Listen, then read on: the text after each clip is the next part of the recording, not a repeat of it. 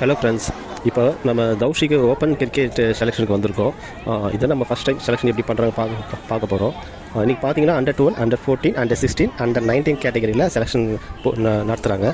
But today பார்த்தீங்கன்னா under 12, under 14 மட்டும் selection பண்ணுறாங்க. நெக்ஸ்ட் டே தான் வந்து அண்டர் 16, அண்டர் 19 செலெக்ஷன் பண்ணுறாங்க. இந்த ஸ்கூல் வைஸ் பார்த்தீங்கன்னா ஃபஸ்ட் அண்டர் 12 வைக்கிறாங்க. அதுக்கப்புறம் தான் அண்டர் 14 அங்கே வெயிட் பண்ணிகிட்ருக்காங்க. இந்த அண்டர் 12 முடிச்சோடனே அது ஸ்டார்ட் பண்ணிடுவாங்க. அண்ட் தென் பார்த்தீங்கன்னா அங்கே 3 நெட்ஸ் இருக்குது. ஃபஸ்ட்டு நெட்ஸில் வந்து பார்த்தீங்கன்னா ஸ்பின்னர்ஸ், நெக்ஸ்ட்டு வந்து ஸ்பேஸ், அதாவது ஸ்பீட் பவுலிங் போடுறாங்க. லாஸ்ட் நெட்டில் வந்து கெட்டு இல்லாதவங்களுக்கு கெட்டு ப்ரொவைட் பண்ணி அவங்கள வந்து யார் பெஸ்ட்டு பர்ஃபார்மன்ஸை செலக்ட் பண்ணுறாங்க.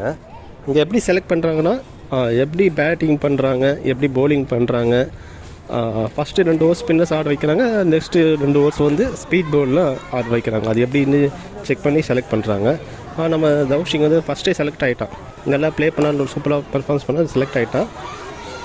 ரிசல்ட்டு நெக்ஸ்ட்டு வீக் தான் சொல்கிறேன்னு சொல்லியிருக்காங்க.